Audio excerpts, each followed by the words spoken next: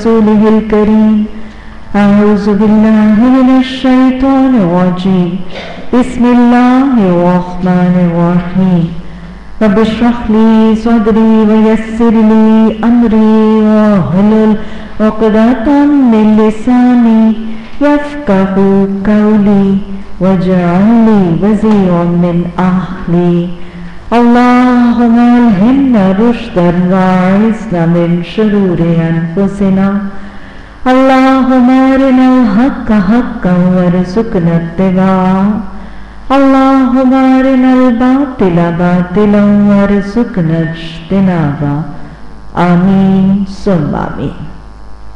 تفسیر سورہ بنی اسرائیل رکوع نمبر 9 آیت نمبر 78۔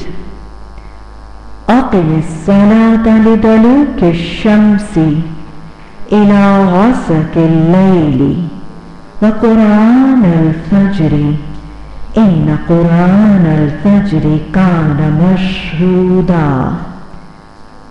اقم الصلاة، نماز قائم کرو، کب کرو؟ لدلوک الشمس، سورج کے نیچے ہو جانے، اس کے زوال کے وقت تک۔ کب تک؟ الی غسق اللیل، طرف رات کے چھا جانے یعنی رات کے اندھیرے کے۔ وقرآن الفجر، اور فجر کے قرآن کا بھی اہتمام کرو۔ کیوں؟ کیونکہ قرآن فجر کا وہ ہے گواہی دیا جاننے والا۔ آپ صلی اللہ علیہ وسلم کو حکم اقم الصلاۃ کہ نماز قائم کریں۔ گویا اللہ سبحانہ تعالیٰ نے اپنے محبوب صلی اللہ علیہ وسلم کو نماز کے پڑھنے نہیں قائم کرنے کا حکم دیا۔ دوسری بات، اللہ سبحانہ تعالیٰ نے رسول اللہ صلی اللہ علیہ وسلم جیسے متقی پرہیزگار اور اپنے اتنے جلیل القدر نبی کو بھی اقم الصلاۃ کا حکم دیا، تو لہذا یہ حکم مجھے اور آپ کو سب تک منتقل کرنا ہے، اہل خانہ تک، اپنے شاگردوں تک، اپنے طالب علموں تک، اپنے ہمسایوں، اپنے ماتحتوں، سب کو پہنچانا ہے۔ تیسری بات، پہلی بات نماز پڑھنے کا نہیں، نماز قائم کرنے کا حکم۔ دوسری بات، جب اللہ سبحانہ تعالیٰ اپنے محبوب تک کو یہ حکم دیتے ہیں تو اللہ کی سنت ہے، اور پھر ہر خاص و عام کو یہ پیغام اور حکم ہمیں پہنچانا ہے۔ تیسری بات، یہ حکم کب آیا؟ شب معراج کی ملاقات کے بعد، جب 50 نمازوں کا حکم دے دیا گیا تھا اور پھر 50 کو کاٹ کے 5 بنا دیا گیا، تو اس کے بعد نماز کے قیام کا حکم گویا 5 دفعہ پنجگانہ نماز کا حکم دیا جا رہا ہے۔ اور اس آیت میں سے اکثر لوگ 5 وقت کی نماز کا جواز تفسیر کے حوالے سے اس میں سے سمجھا جاتا ہے۔ اوقات بتائے جا رہے کہ نماز کب کب قائم کرو کہ جب سورج زوال کو آ جاتا ہے تو سورج کے زوال کے وقت سے رات کے وقت تک، اور پھر اس کے علاوہ ایک اور ہٹا ہوا وقت کون سا ہے جی؟ فجر کا وقت۔ قرآن الفجر کا مطلب ایک تو فجر کے قرآن کی تلاوت اور دوسرا فجر کی نماز میں قرآن کی تلاوت۔ تو گویا اس میں سے اوقات نماز، اس آیت میں سے تفسیر کے حوالے سے اوقات نماز کی نشاندہی بھی ہو رہی ہے کہ ان اوقات سے لے کے ان اوقات تک نماز پڑھو، اور پھر صبح کی نماز ان اوقات کے علاوہ ہٹ کر ہے تو اس کی نشاندہی اور اس کا تذکرہ الگ سے۔ اس آیت کی تفسیر میں شب معراج کے بعد رسول اللہ صلی اللہ علیہ وسلم کو حضرت جبریل امین نے ان اوقات میں 5 وقت نماز پڑھائی، اور میں بھی آپ کو بتاتی ہوں کہ اس سے 5 وقت کے نماز کے اوقات کی لمیٹیشن اور جو وقت کا ڈیوریشن ہے وہ اس سے واضح ہوتا ہے۔ لیکن اسی آیت سے کچھ لوگ دن کی 3 نمازوں کا جواز بھی نکالتے نظر آتے ہیں، حالانکہ قرآن، حدیث، سنت 5 وقت کی نماز کے نمونے، مثال اور احکامات واضح طور پر وضع فرمائے جاتے ہیں تینوں میں، لیکن اس آیت کو جواز بنا کر کچھ لوگ نماز دن میں 3 دفعہ پڑھنے کا جواز نکالتے نظر آتے ہیں۔ یہ وہی تحریک کے لوگ ہیں جو قرآن کافی تحریک کا نام اٹھا کر اٹھنے والے ہیں، اور وہ اس آیت سے کہتے ہیں کہ نماز ظہر کی نماز، فجر کی، ظہر کی، اور رات کے اندھیرے سے کچھ لوگ مغرب اور کچھ عشاء کی نماز کا جواز نکالتے ہیں۔ ان میں سے اکثریت کے نزدیک عصر اور مغرب کی نماز کا تصور موجود نہیں ہے قرآن اور حدیث، کیونکہ وہ اپنے آپ کو صرف قرآن کو لمٹ کرتے ہیں۔ وہ کہتے ہیں کہ ہمیں قرآن کافی ہے، قرآن کافی تحریک ایک بہت بڑی بغاوت اور سرکشی ہے اور بہت زیادہ نافرمانی، اور اس کا تذکرہ ہم نے پیچھے کیا تھا۔ اسلام جراج پوری ایک شخص ہے جس نے یہ تحریک شروع کی ہے، اور اس کا کہنا صرف الٹا کہ ہم صرف قرآن کو مانیں گے۔ وہ جو قرآن میں پیچھے ہے نا کہ وہ اللہ اور اللہ کے رسول میں فرق کرتے ہیں کہ ہم کسی کو مانیں گے اور کسی کو نہیں مانیں گے، یہ بالکل وہی رویہ ہے، اور وہ اس آیت کا حوالہ دے کر دن کی 3 نمازوں کا تصور مانتے ہیں، باقی 2 کو تسلیم کرنے، ماننے، پڑھنے سے انکار کرتے تھے۔ تو لہذا اس آیت کے بعد شب معراج، وہاں پر 5 نمازوں کا ملنا، یہ واضح دلیل ہے۔ اس کے بعد یہاں پر اس آیت کے بعد اور شب معراج کے بعد حضرت جبریل امین کا رسول اللہ صلی اللہ علیہ وسلم کے پاس پے در پے اوپر نیچے کنزیکٹیولی 2 دن تشریف لانا۔ حدیث سے پتہ چلتا ہے رسول اللہ صلی اللہ علیہ وسلم نے فرمایا، یہ ابو داؤد اور ترمذی میں حضرت ابن عباس کی روایت سے حدیث آتی ہے۔ ترمذی اور ابو داؤد میں حضرت ابن عباس کی روایت سے حدیث آتی ہے کہ آپ صلی اللہ علیہ وسلم نے فرمایا کہ حضرت جبریل امین نے 2 مرتبہ مجھے بیت اللہ کے قریب نماز پڑھائی، اور یہ حدیث کا معاملہ ہے۔ یہ شب معراج کے بعد یہ واقعہ رونما ہوا کہ حضرت جبریل امین پہلے دن تشریف آور ہوئے۔ آپ ایک دن تشریف لاتے ہیں، آپ صلی اللہ علیہ وسلم کو نماز پڑھائی جاتی ہے، اور پہلے دن 5 نمازیں، پہلے دن 5 نمازیں ہر نماز کے ابتدائی وقت میں، یعنی جس وقت نماز کا وقت شروع ہوتا ہے ابتدائی وقت میں نماز پڑھائی گئی، تاکہ پتہ چل جائے کہ فلاں وقت نماز کا وقت کس وقت شروع ہوتا ہے۔ اور پھر دوسرے دن حضرت جبریل امین رسول اللہ صلی اللہ علیہ وسلم کے پاس تشریف لائے، اور انہوں نے ہر نماز کے آخری وقت میں پڑھائی، تاکہ ابتدائی اور آخری دونوں اوقات کا تعین ہو جائے اور پتہ چلے کہ کس وقت سے کس وقت تک کون سی نماز کے اوقات موجود ہیں۔ تو لہذا اس حدیث میں ایک وضاحت سے آپ صلی اللہ علیہ وسلم نے وہ اوقات جب حضرت جبریل امین نے نماز پڑھائی تھی ان کی نشاندہی فرمائی گئی۔ صحیح حدیث ہے، اور اس حدیث میں آپ دیکھیں گے کہ آپ صلی اللہ علیہ وسلم نے اوقات کے تعین کے لیے سایوں کا تذکرہ اور سورج کے غروب اور طلوع ہونے کا تذکرہ فرمایا، کیونکہ آپ کو معلوم ہے کہ اس دور میں گھڑیاں وغیرہ تو تھی نہیں، گھڑیاں تو نہیں تھی نا، تو لہٰذا آپ کو پتہ ہے کہ جب گھڑیاں موجود نہیں تھیں تو وقت کا تعین یا سورج کے غروب ہونے سے، سورج کے طلوع ہونے سے، یا سورج کے زوال اور نصف النہار کے وقت سے کیا جاتا تھا، اور یا جسے آج پرانے زمانے کے سائنسی دور میں وہ جسے ہم کہتے ہیں نا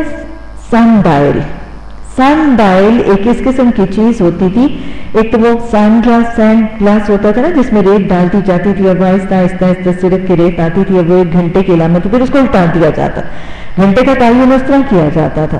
لیکن اکثر سن ڈائل ٹائپ ایک چیز میں یہ کیا جاتا تھا کہ ایک چیز زمین میں گاڑ دی جاتی تھی، کوئی برچھی، کوئی نیزہ، کوئی لکڑی کا ٹکڑا زمین میں گاڑ دیا جاتا تھا، اور پھر اس کے سائے کے بڑھنے گھٹنے اور اس کے سائے کے ڈائریکشن سے وقت کا تعین یا اندازہ لگایا جاتا تھا۔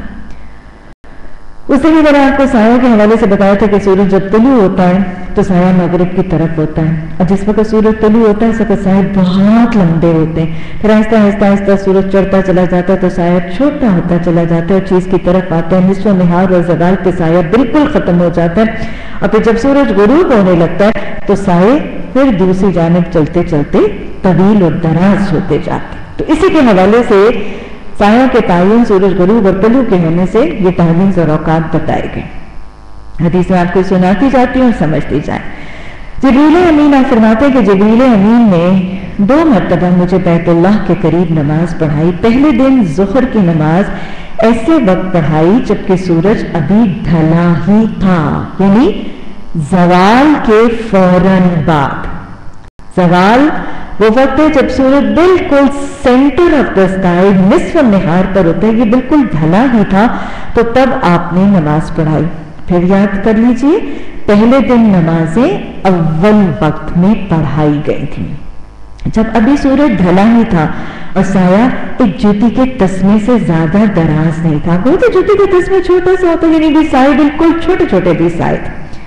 پھر عصر کی نماز ایسے وقت پڑھائی جبکہ ہر چیز کا سایہ اس کے اپنے قد کے برابر۔ اب سورج غروب ہونے کی طرف ہے، سائے جو ہے وہ مشرق کی طرف لمبے ہو رہے ہیں، تو گویا عصر کی نماز کا ابتدائی وہ وقت تھا جب سایہ چیز کی ایکچول، مطلب اگر نیزہ 1 فٹ کا تھا تو اس کا سایہ بھی 1 فٹ کا تھا، سایہ اس کے اپنے قد کے برابر تھا۔ پھر مغرب کی نماز ٹھیک اس وقت پڑھائی جبکہ روزے دار روزہ افطار کرتے ہیں۔ کون سا وقت ہے جی؟ سورج کے غروب ہونے کا وقت۔ پھر عشاء کی نماز شفق غائب ہوتے ہی پڑھا دی۔ شفق کس کو کہتے ہیں؟ آپ کو پتہ ہے کہ جب سورج ڈوبتا ہے نا تو سورج کے ڈوبتے وقت آسمان میں ایک سرخی سی پھیلتی ہے، ایک زردی اور ایک سرخی سی پھیلتی ہے، کیونکہ سورج کے ڈوبنے کا ٹائم وہ ہے جب سورج کا پہلا سرا غروب ہوتا ہے۔ سورج کے ڈوبنے کا سن سیٹ کا ٹائم، جیسے میں نے آپ کو سن رائز میں بھی بتایا تھا کہ سن رائز کا ٹائم کون سا ہوتا ہے؟ جب سورج کا ابھی پہلا کنارہ طلوع ہوتا ہے، لیکن پورے کے پورے اس بال نما سورج کو طلوع ہوتے ہوئے کچھ ٹائم لگتا ہے، ٹھیک ہے نا؟ اسی طرح جب سورج غروب ہوتا ہے تو غروب کا ٹائم وہ ہے جب سورج کا بھی پہلا کنارہ غروب ہوتا ہے، وہ ڈھلنے لگتا ہے۔ پورے سورج کو غروب ہونے میں کچھ وقت لگتا ہے، اور یہ وقت جب سورج غروب ہو رہا ہوتا ہے اس وقت سورج کی اپنی روشنی بہت ماند پڑ جاتی ہے اور آسمان کے اوپر ایک زردی اور بلکہ سرخی سی پھیل جاتی ہے۔ تو شفق وہ وقت ہے جب آسمان پر، آسمان کے مغربی کنارے پر سورج کے غروب ہونے کے بعد آسمان پر سرخی پھیل، جب یہ سرخی مکمل غائب ہو جاتی ہے تو اس کی انڈیکیشن کیا ہے کہ سورج مکمل ڈوب گیا ہے اور اس کی روشنی مکمل طور پر چلی گئی ہے۔ یہ تقریباً 1.25 گھنٹہ 1.5 گھنٹہ بعد، غروب آفتاب کے 1.25 گھنٹے بعد یہ آسمان سے سرخی غائب ہوتی ہے۔ یہ وقت عشاء کی نماز کا اول وقت ہے۔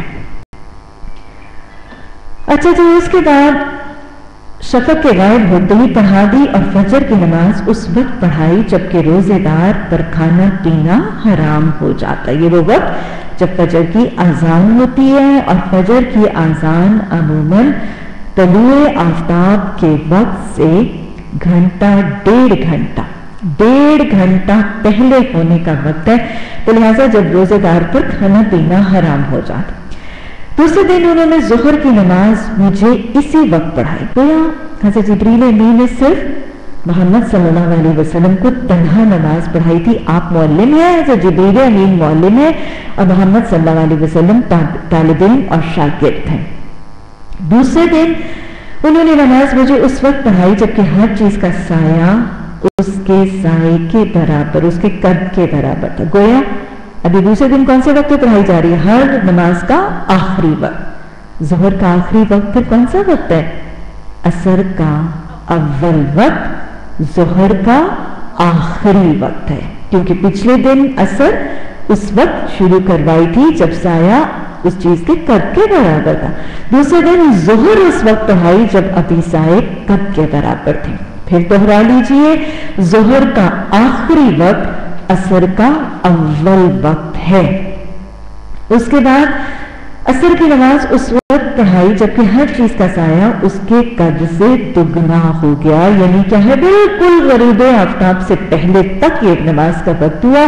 गोया असर का आखिरी वक्त सूरज के गरूब होने के वक्त तक है, और उसके बाद मगरिब की नमाज उस वक्त पढ़ाई जब रोजेदार इफ्तार करता है। गोया दूसरे दिन भी हजरत जिब्रील अमीन ने आप सल्लल्लाहु अलैहि वसल्लम को मगरिब उसी वक्त पढ़ाई, क्योंकि आपको पता है कि मगरिब जो ही जरा ताखीर से पढ़ी जाए उसके दर्जात बहुत ज्यादा कम हो जाते हैं। और इशा की नमाज 1/3 रात गुजर जाने पर, गोया इशा का आखिरी वक्त इस हदीस में रात की 1/3 है। रात की 1/3 का अंदाजा कैसे होता है? इधर तलुए आफ्ताब का वक्त, उधर गरूब आफ्ताब का वक्त। तलुए आफ्ताब का वक्त, गरूब आफ्ताब का वक्त देख लिया जाता है। इन दोनों औकात में जितने घंटे हैं उसके 3 हिस्से कर दिए जाते हैं, और 3 हिस्से करने के बाद उसका 1/3 हिस्सा शुमार कर लिया जाए तो वो रात की पहली तिहाई जो है वो वक्त है जब तक इशा की नमाज अदा की जा सकती है। इस हदीस में 1/3 का तस्करा मौजूद है। एक और हदीस में आधी रात का तसव्वुर भी दिया गया है। गोया इशा की नमाज रात की तिहाई गुजर जाने तक या आधी रात, दोनों हदीस के हवाले मौजूद हैं। और इसके बाद आप सल्लल्लाहु अलैहि वसल्लम को फजर की नमाज अच्छी तरह रोशनी फैल जाने पर, ये वो वक्त है जो तलुए आफ्ताब का वक्त है, सूरज तलु होने जब लगता है तो उस वक्त रोशनी फैलने लगती है। तो जिब्रील अमीन ने पलट कर मुझसे कहा कि ए मोहम्मद सल्लल्लाहु अलैहि वसल्लम, यही औकात अंबिया के नमाज पढ़ने के। गोया ये सिर्फ मोहम्मद सल्लल्लाहु अलैहि वसल्लम के लिए नहीं, पिछले अंबिया के नमाज के औकात भी यही थे। और नमाजों के सही औकात इन दोनों वक्तों के दरमियान है। गोया इब्तदाई वक्त भी बता दिया गया, इंतहाई वक्त भी बता दिया गया, और ये पूरा टाइम पीरियड जिसमें अगर नमाज अदा की गई तो फर्जियत अदा हो जाएगी। मैं पहले भी जब कसर नमाज के अहकाम बताए थे तो मैंने आपको बताया था कि हर नमाज का अव्वल वक्त होता है, उसका आखिर वक्त होता है। ये पूरा टाइम पीरियड है जिसमें अगर नमाज अदा की गई तो नमाज की फर्जियत अदा हो जाएगी। लेकिन इन औकात में हर नमाज का एक अफजल वक्त भी है। अफजल वक्त कौन सा होता है? अफजल वक्त वो होता है जो इस पूरे टाइम पीरियड में से जिसमें अगर नमाज अदा की गई तो सबसे ज्यादा सवाब होगा। फजर का अफजल वक्त जितने अव्वल वक्त के करीब पड़ी जाए उतनी ज्यादा अफजल है। फजर का अव्वल वक्त उसका अफजल वक्त उसका अव्वल वक्त है। बात समझ में आई?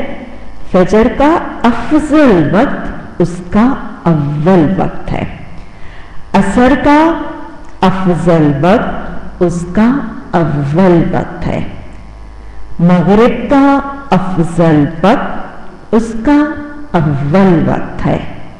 इशा का अफजल वक्त उसका आखिरी वक्त है। ज़ोहर का मामला सुन्नत के हवाले से फर्क है।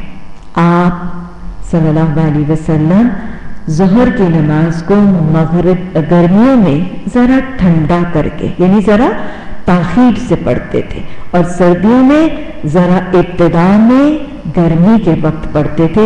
ये अव्वल वक्त गोया खास मुकर्रर नहीं है। अफजल वक्त सर्दियों में कुछ और गर्मियों में सुन्नत से कुछ और साबित है। बहरहाल ये औकात नमाज के यहाँ पर एक डिफ्यूज से लिस्ट बता दी गई कि जवाल से लेकर रात तक, और फिर उधर फजर की नमाज।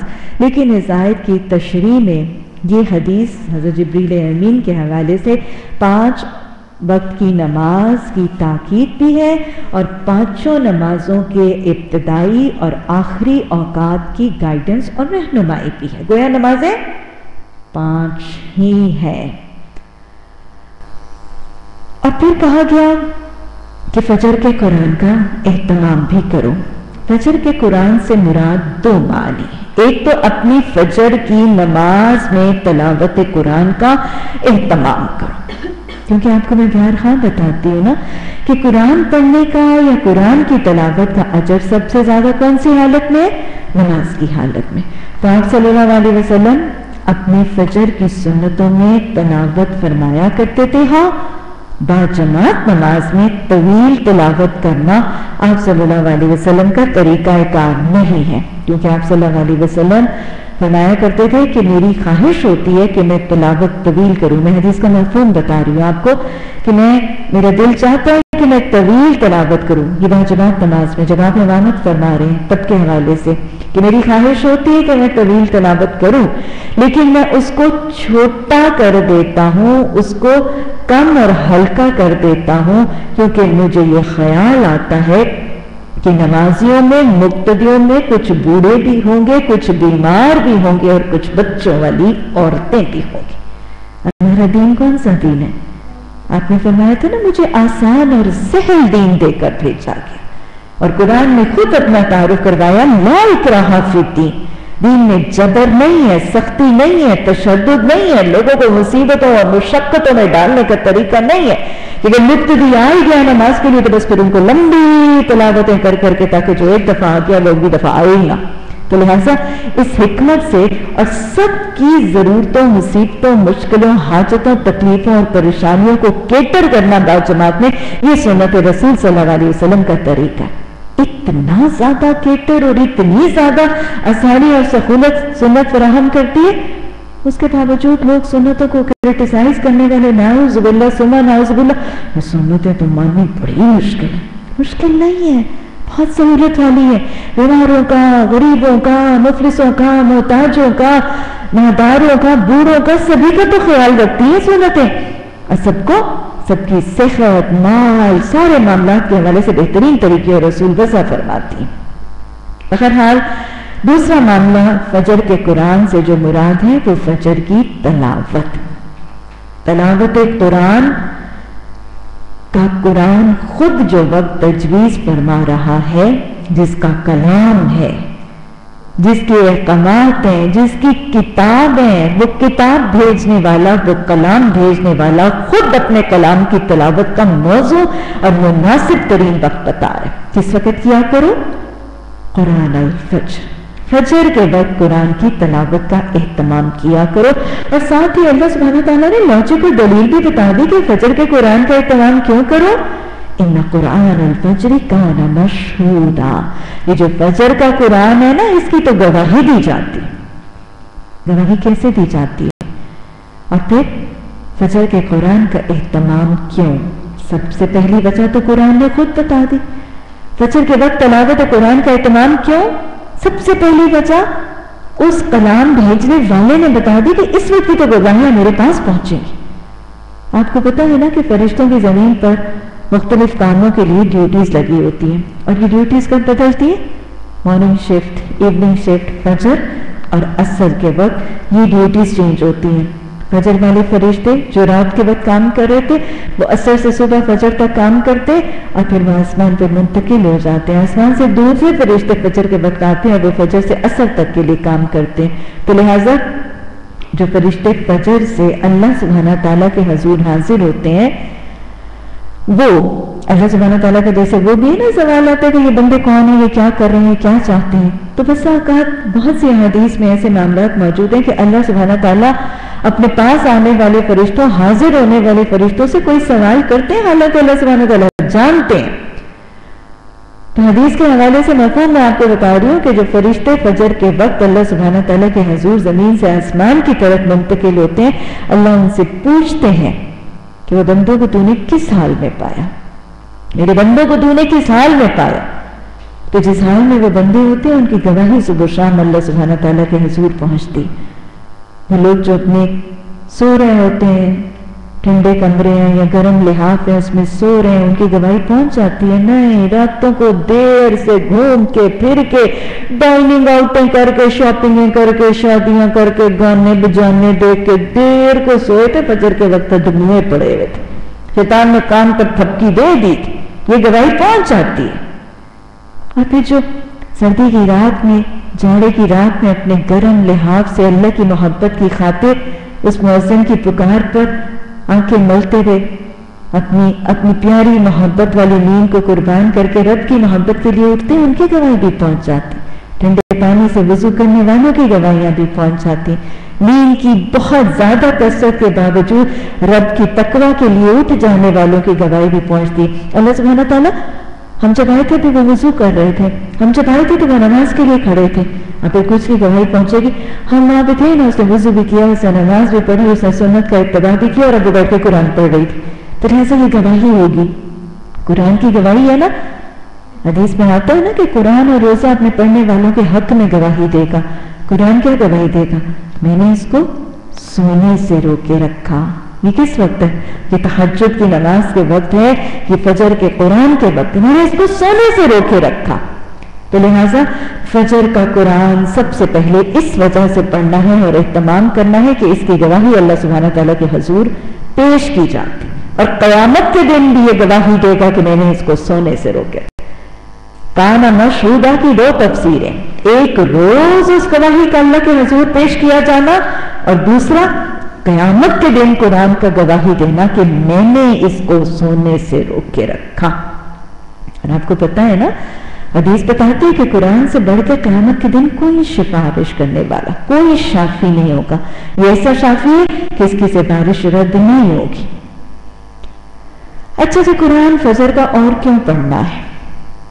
بہت سی حکمتیں ظاہر نظر آتی ہیں. سب سے پہلی بات, انسان جب صبح سو کر اٹھتا ہے تو تر و تازہ ہوتا ہے, فریش ہوتا ہے, چوکنا ہوتا ہے, الرٹ ہوتا ہے. اس وقت چیزیں زیادہ سمجھ میں آتی ہیں, زیادہ یاد رہتی ہیں, حافظہ تیز ہے, اس کا اسٹیمنا زیادہ ہوتا ہے, مائنڈ زیادہ شارپ ہوتا ہے, اور ذہن خالی بھی تو ہوتا ہے. صبح سارے کام کاج دھندوں کا بوجھ پریشر بھی ذہن پہ شروع نہیں ہوا, خالی ذہن خالی دماغ. قرآن پڑھے گا تو کیا ہوگا؟ کبھی ایک خشک سپنج دیکھا ہے؟ فون دیکھا ہے کبھی؟ اگر آپ کی زمین پہ یا میز کے اوپر یا پانی گر جائے اور آپ اس کو سپنج کے ساتھ سوک کرنے لگے اور وہ پہلے ہی پانی سے بھرا ہوا ہو, مجھے پتا ہے پانی وہ تو اور پانی چھوڑ دے گا, لیکن پانی کو سوک کرنے کے لیے آپ کیا کرتے ہیں؟ اس سپنج کو اچھی طرح سے نچوڑ دیتے ہیں, خشک کرتے ہیں, اور پھر اس کے اوپر پانی کے اوپر رکھتے ہیں. پھر کیا ہوتا ہے؟ سارا پانی سوک کر کے چوس لیتا ہے, ایبزارب کر لیتا ہے. کہ معاملہ ایک قاری قرآن کا جب وہ فجر کے وقت قرآن پڑھتا ہے اس کا ذہن خالی ہوتا ہے. دن بھر کے کاموں کے, پروجیکٹس کی, سوچوں کی, ایکٹیویٹیز کی, سرگرمیوں کی بھرمار نہیں ہوتی اس کے ذہن. خالی دماغ, خالی ذہن, سوچوں کے ساتھ جب وہ پڑھے گا تو قرآن کے احکامات, اس کی تعلیمات, اس کا پیغام, اس کا میسج بڑی آسانی سے جذب بھی ہو جائے گا. دماغ اس وقت تیز بھی ہے, فریش بھی ہے, ایبزارب بھی ہو جائے گا, حافظہ بھی زیادہ ہوگا. پھر صبح صبح جب پڑھا جاتا ہے نا تو دن کے دھندے اور کام نہیں شروع ہوئے ہوتے, ڈسٹربنس نہیں ہوتی, خلل اندازی نہیں ہوتی, رکاوٹ نہیں آتی, ڈسٹریکشن نہیں ہوتی. انہیں دن کے وقت کہیں ٹیلی فون بج رہا ہے, کہیں موبائل بج رہا ہے, کہیں گھنٹی بج رہی ہے, کہیں ہنڈیاں چل رہی ہے, ہوتا ہے نا, کہیں کوئی بچہ جاگ گیا, کہیں کوئی بڑے نے پکارا, تو دن بھر تو کام اور سرگرمیاں ایسی چل رہی ہوتی ہیں. آرام سے, سکون سے, ڈسرپشن, ڈسٹربنس, بغیر کسی شور شرابے کے. شور شرابہ بھی تو نہیں ہوتا, غل پڑا نہیں ہے, خاموشی ہے, سکون ہے, توجہ ہے, دماغ بھی تیز ہے, ذہن بھی تیز ہے, طاقت بھی پوری ہے, ذہن خالی بھی ہے. اور پھر اور کون سی بات ہے؟ ہمیں حدیث نے کیا بتایا؟ اب صلی اللہ علیہ وسلم نے فرمایا, مومن کو تاکید کی, تم جب کوئی کام کرنے لگو تو بسم اللہ پڑھ لیا کرو. جب تم کوئی کام کرو تو اللہ کا نام لے کر کام کیا کرو. بسم اللہ پڑھنے کی تاکید. اور آپ نے یہاں تک فرمایا کہ جس کام سے پہلے بسم اللہ نہیں پڑھی جاتی اس سے پہلے اس کام میں برکت اٹھ جاتی ہے. تو لہٰذا یہ فجر کا وقت یہ کون سا وقت ہے؟ دن کے آغاز کا وقت. اگر صرف اللہ کا نام نہیں, اللہ کے کلام کے ساتھ دن کا آغاز کیا تو دن میں کتنی برکت آئے گی, کتنی رحمت آئے گی. اور اگر دن کا آغاز اللہ کے نام اور اللہ کے کلام کے ساتھ نہیں کیا تو کیا خیال ہے, برکتیں اٹھیں گی نہیں, رحمتوں سے انسان محروم نہیں ہو جائے گا. اور پھر یہ بھی یاد رکھیے گا, یہ دن کا بالکل ابتدائی حصہ ہے, شروع دن میں رات کو ہم کیا دعا کر کے سوئے تھے؟ اللہم بسمک، اللہ تیرے نام کے ساتھ میں نے زندہ بھی ہونا ہے، میں نے مرنا بھی ہے. صبح اٹھے پھر کہا الحمدللہ الذی احیانا، ہے تو نے زندگی دے دی. رات کو ہم نے محاسبہ بھی کیا تھا، استغفار بھی کیا تھا، اصلاح کا وعدہ بھی کیا تھا. صبح اٹھ کے کہا شکر ہے پھر ایک دن کی مہلت دے دی. اب اس مہلت دیے جانے والے دن کے شروع میں تھی رات کو میں نے اصلاح کا وعدہ کیا تھا، استغفار کیا. صبح اٹھ کے میں شکر کر رہی ہوں کہ اللہ تو نے پھر مجھے زندگی کے حالت میں واپس پلٹا دی. اب ایک نئے مہلت دیے جانے والے دن کے آغاز میں میں اتنا خوبصورت میسج لے کے جاؤں گی. سارا دن ریمائنڈر رہے گا نا، سارا دن یاد دہانی رہے گی. صبح اٹھتے سارے خوبصورت میسج مل جائے گا. کسی دن میسج ملے گا جھوٹ نہیں بولتے، کسی دن میسج ملے گا غیبت نہیں کرتے. وہ سارے دن کے لیے یاد دہانی کا بہترین میسج. صبح صبح ایمان کی بیٹری چارج ہو جائے گی، اعمال صالحہ کی گائیڈنس مل جائے گی. لہٰذا the most suitable اور appropriate time. تو اللہ سبحانہ تعالیٰ نے قرآن فجر کی تاکید فرما دی اور پھر کیا کہا؟ وَمِنَ اللَّيْلِ فَتَحَجَّدْ، رات کو تو تہجد پڑھ. یہ کیا ہے؟ نافلہ. نافلہ کا مطلب نون فا لام. نفل کہتے ہیں ضرورت سے زائد کو. ضرورت تو فرض کی ادائیگی کی ہے، گویا تہجد نفل ہے. گویا تہجد نفل ہے. آپ صلی اللہ علیہ وسلم شب معراج کی پنجگانہ نماز کی فرضیت کے حکم سے پہلے آپ دن کی 2 نمازیں پڑھتے تھے. ان میں ایک تہجد کی نماز تھی کیونکہ بالکل ابتدائی وحی میں ہی آپ کو قم فانذر، اٹھ جاؤ، متنبہ کرو، اے اوڑھ لپیٹ کے سونے والے اب تیرے سونے کا وقت نکل گیا. یا تو ابتدائی وحی میں یہ باتیں آ گئی تھی. تو لہٰذا اس وقت تھی رات کی نماز کی تاکید. اور اس کے بعد جب یہ 5 وقت کی نماز کا فرضیت کا حکم نازل ہو گیا تو آپ نے تہجد کی نماز ساری زندگی ترک نہیں کی. کیوں؟ کیونکہ ایک تو آپ کا طریقہ یہ کہ جب آپ کوئی نیکی، کوئی عبادت، کوئی بھی نیک کام شروع کرتے تھے تو آپ اس کو ساری زندگی جاری رکھتے تھے. کیونکہ حدیث کے الفاظ آتے ہیں، آپ نے فرمایا اللہ سبحانہ تعالیٰ کو سب سے زیادہ پسندیدہ عمل وہ ہے جو ادوامہ، جن میں دوام ہے، ہمیشگی ہے. تو پھر آپ نے جب تہجد شروع کر لیا تو آپ نے اس کو چھوڑا کیوں نہیں؟ کیونکہ آپ اس میں دوام رکھنا چاہتے تھے. دوام کا مقصد کیا تھا؟ تاکہ وہ عمل اللہ کو پسند آ جائے. آپ محبت الہی کے بڑے حریص ہیں، میرے اور آپ کے لیے یہ سنت ہے. اور پھر آپ صلی اللہ علیہ وسلم نے اس لیے بھی نہیں چھوڑا کیونکہ آپ نے امت کو یہ تاکید فرما دی تھی کہ اللہ کو دوام والے عمل پسند ہے. آپ اپنے قول کی نفی نہیں فرماتے نظر آتے. کہیں ایسا نہیں ہوا کہ آپ نے امت کو جو بات بتائی ہو، جو گائیڈنس دی ہو، جو تاکید کی ہو، خود اس کی کہیں بھی عمل سے یا حدیث سے یا سنت سے کوئی کلیش یا ڈفرنس نظر آتا ہو. اگر امت کو کہہ رہے ہیں کہ ادوم عمل اللہ کو پسند ہے تو خود اپنے عمل میں دوام کا طریقہ اختیار کرنا محمد صلی اللہ علیہ وسلم کا طریقہ ہے. تو لہٰذا اللہ سبحانہ تعالیٰ نے فرما دیا کہ آپ تہجد پڑھیں، یہ نفل ہے، لیکن اس کے پڑھنے کا فائدہ کیا ہوگا کہ اللہ سبحانہ تعالیٰ آپ کو مقام محمود عطا فرما دیں گے. تہجد کی نماز گویا کون سی نماز ہے؟ نفل نماز ہے. ان 5 نمازوں کے بعد قرآن میں جس نفل نماز، واحد نفل نماز کا تذکرہ آیا ہے وہ تہجد کی نماز ہے. تو نفل نمازوں میں سے سب سے زیادہ افضل نماز تہجد کی نماز ہے. تہجد کا مطلب ہا جیم دال. حاجدہ کا مطلب ہے نیند توڑ کر اٹھنا. تو گویا تہجد کی نماز وہ نماز ہے جب ایک مسلمان عشاء کی نماز ادا کرنے کے بعد سو جاتا ہے اور پھر یہ اتنی محبوب دل پسند نیند اللہ کی محبت کی خاطر قربان کر کے तोड़ के उठता है।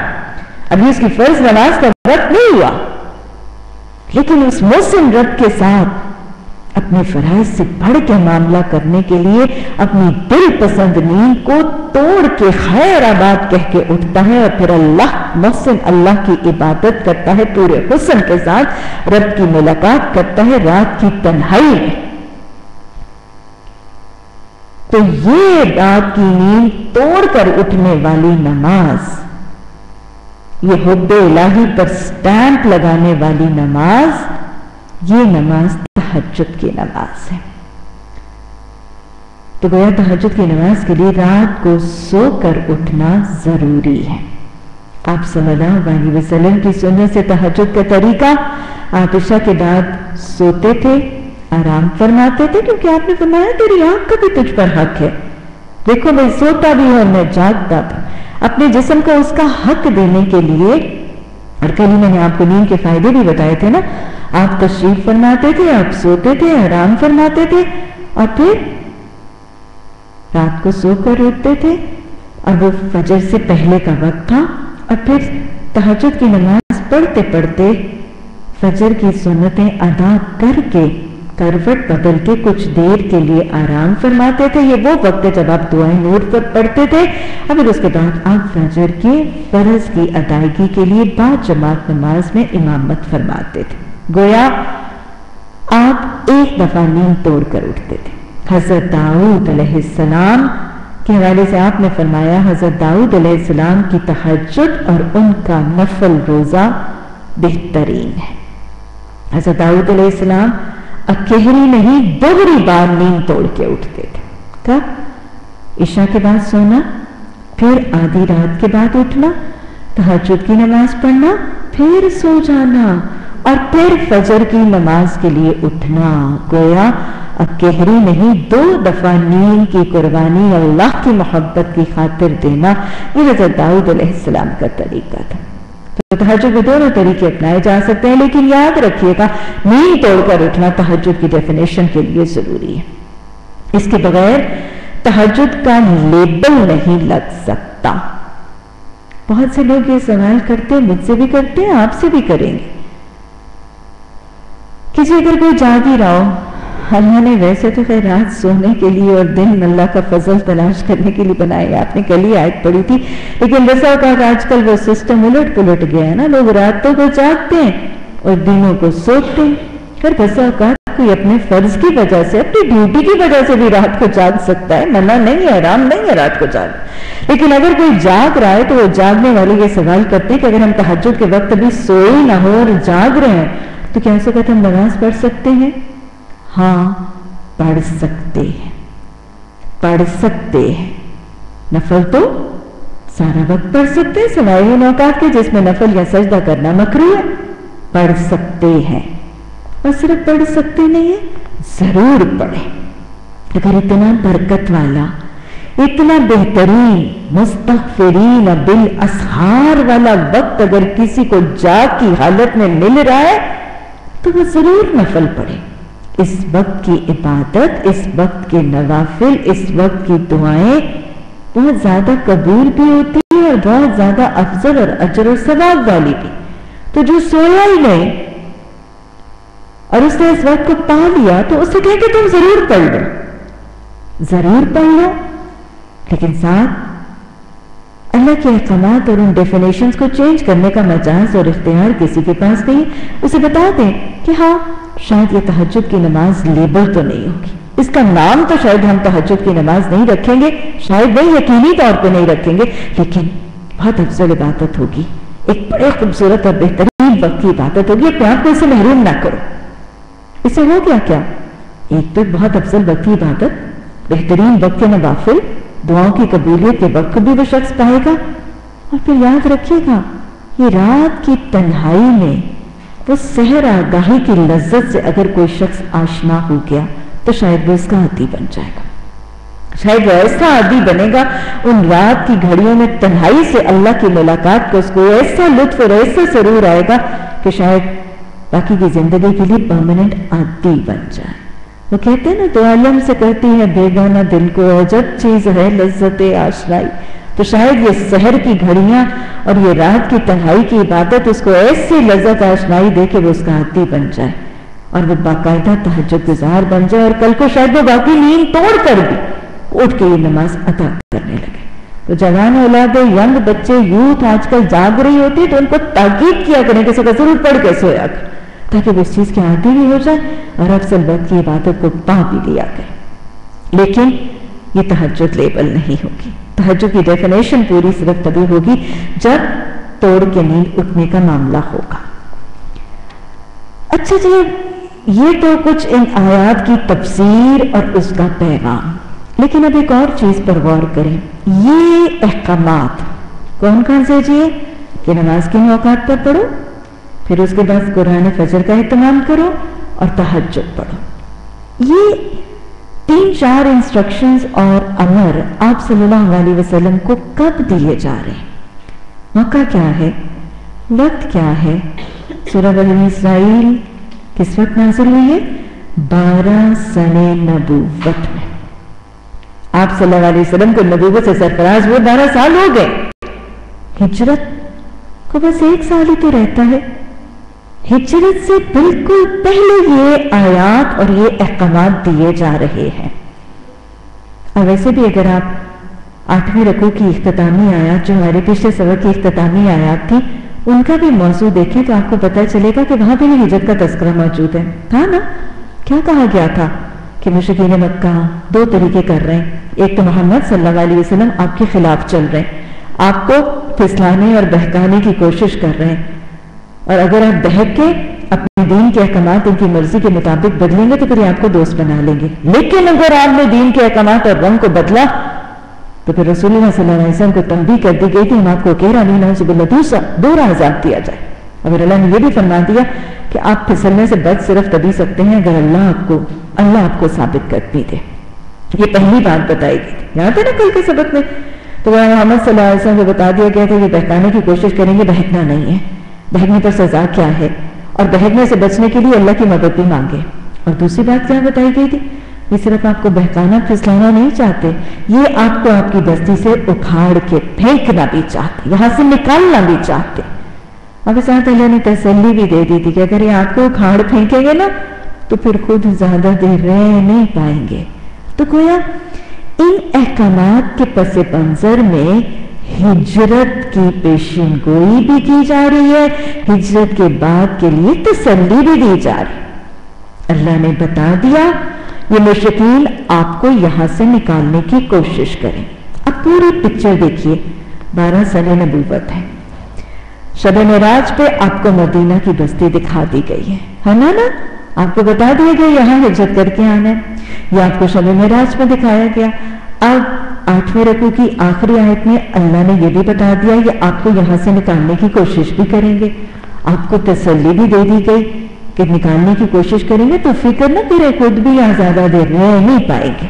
اور ساتھ ہی اب 9ویں رکوع کے شروع میں ہجرت سے پہلے آپ صلی اللہ علیہ وسلم کو کچھ احکامات دیے جائیں کہ یہ ہجرت مکہ سے کر کے مدینہ جانا، اپنی گھر کو، اپنی بستی کو، حرم کو، خانہ کعبہ کو خیر آباد کہہ کے یہاں سے رخصت ہونا، اتنا پر خطر سفر کرنا، اتنے دشوار گزار رستوں سے گزرنا، اور پھر ایک نئی بستی کی مدینہ کی اسلامی ریاست کی بنیاد ڈالنا، نفاذ اسلام کرنا، اسلامی ریاست بنانا، اور پھر دشمنوں کی یلغار کا سامنا کرنا، بہت مشکل مرحلے ہیں جو آگے آ رہے ہیں۔ ان مشکلات سے، جو مکی مشکلات سے بھی بڑھ کر بڑی مشکلات تھی، ان کو نپٹنے سے پہلے وارننگ دے دی گئی یہ مرحلہ آنے والا ہے،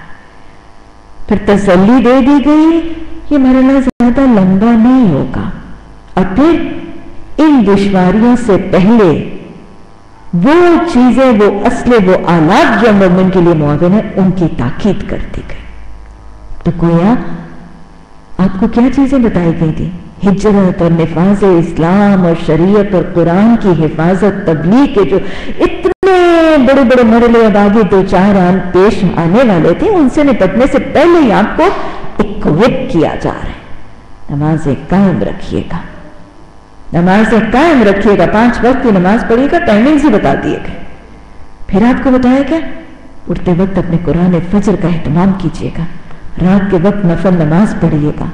फिर इसके बाद अगली आयत में रसूलुल्लाह सल्लल्लाहु अलैहि वसल्लम को एक दुआ भी सिखा दी गई थी। बहुत प्यारी दुआ है, रब्बी अदखिलनी मुदखला सिद्किन व अखरिजनी मुखरजा सिद्किन वजअल ली मिन लदुनका सुल्तानन नसीरा। गोया असूल क्या है, जिंदगी में जब आपको लगे कि आपकी जिंदगी की नाव अब किसी तूफान से दो चार होने वाली, जिंदगी का कोई नया मरहला, जिंदगी में आगे कोई मुशक्कतें, कोई तकलीफें, कोई आजमाइशें, कोई डिफिकल्ट पीरियड आपको आगे नजर आ रहा है, बहुत दफा नजर आ रहा होता है। कोई नया कारोबार शुरू हो रहा है, कोई नई जिंदगी के हिस्से में दाखिल हो रहे हैं, शादी से पहले, रुखसती से पहले, नए कारोबार से पहले, जिंदगी का कोई नया एक काम शुरू करने से पहले जब लग रहा है अब डिफिकल्ट टाइम आएगा, अब मुश्किलात आएंगी। उससे मेरे पास एक बच्ची आई, आपके साथ ही यहाँ पे आपकी बहन थी, उसका ना मेडिकल कॉलेज में दाखिला हो गया, तो मेरे पास आई, मुझे कहती है मुझे पढ़ने के लिए कोई दुआ बताएं। मैंने कहा भूल गया, रसूलुल्लाह सल्लल्लाहु अलैहि वसल्लम को क्या तरीके बताए गए थे हिज्रत से। मैंने कहा तुम्हारी जिंदगी का एक बहुत मुश्किल मरहला शुरू हो रहा है, मेडिसिन की पढ़ाई आसान नहीं है, बहुत ज्यादा दुश्वार गुजार होते हैं वो 5 साल। तो मैंने कहा तुम एक मिल में से गुजरोगी, बहुत मुश्किल होगा तुम्हारे लिए। तो मैंने कहा ये 5 नुस्खे याद रखना, नमाज कायम करना, फजर के कुरान को ना छोड़ना, और इन पढ़ाई के दिनों में रात का वक्त आएगा तो तहज्जुद को अपना ही रखना, और फिर साथ क्या करना, ये दुआ जो है इसको अपना लो। तो वाक़तन कोई भी दुश्वार गुजार मरहला आने वाला हो तो ये नुस्खे अपने लिए लाजिम कर लीजिए। कुरान गाहे बगाहे हमें जिंदगी के बहुत से असूल और बहुत से नमूने बताता है। अच्छा जी, फिर दुआ कौन सी सिखाई गई थी, मिलकर पढ़े।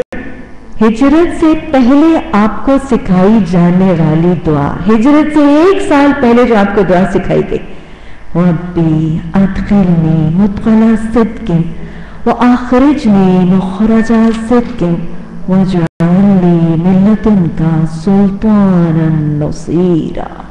कि अल्लाह क्या कर, अल्लाह मुझे दाखिल कर, जिस वक्त जिस जगह मैंने दाखिल होना है वहां मुझे सच्चाई से दाखिल करना, और जिस जगह और जिस वक्त मैंने निकलना है मुझे सच्चाई के साथ निकालना, और जहां मैं जा रहा हूं वहां के जो ताकत के जरिए हैं, वहां जो साहिब इक़्तिदार लोग हैं, वहां पे जिनके पास रसूख है, जिनके पास कुव्वतें हैं, उनको क्या कर दे, वजअल ली मिन लदुनका सुल्तान नसीरा, वहां के सुल्तान को, वहां की ताकत को, वहां की ओहदों को, वहां के साहिब इक़्तिदार लोगों को, वहां के बारसूख लोगों को मेरा मददगार बना दे। ये दुआ आपको हिजरत से 1 साल पहले ही बता दी गई, और जब भी हुक्म आता था कि आप ये कहें तो आप सल्लल्लाहु अलैहि वसल्लम इस दुआ को अपनी ज़बान पर जारी फरमा लेते थे।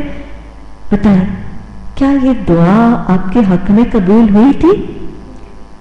मक्का की बस्ती से कैसे निकले थे, बताएं कैसे निकले थे? हाँ, अदखिलनी मुदखला सिद्किन हुआ था, अखरिजनी मुखरजा सिद्किन हुआ था, पूरी सदाकत के साथ, पूरी अमानत के साथ, पूरे ईमान की सच्चाई के साथ, सदीक दोस्त के साथ अपनी अमानतें वापस करके पूरे सच्चे सबाब के साथ निकले थे कि नहीं?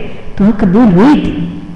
और फिर मदीना की बस्ती में कितनी सच्चाई से दाखिल होते, सादिक अल अमीन, पूरी सच्चाई के साथ, और उन लोगों ने भी सच्चे ईमान की सदाकत के साथ कबूल भी किया था। कब से निगाहें मुंतज़िर फर्श राती बज रही है, दफ बज रही है, सादिक अल अमीन मदीना में दाखिल हो रहे हैं, सच्ची मेहमान नवाजियां मिली थी, सच्चे खलूस और दिल के साथ लोगों ने मस्जिद नबवी की तामीर की थी, सच्चे साथी मिले थे, सच्चे मुआविन मिले थे, और फिर वजअल ली मिन लदुनका सुल्तानन नसीरा, कैसे मददगार हो गए थे मदीना के लोग, मदीना के ताकतवर लोग, मदीना के मालदार लोग, मदीना के साहिब इक़्तिदार।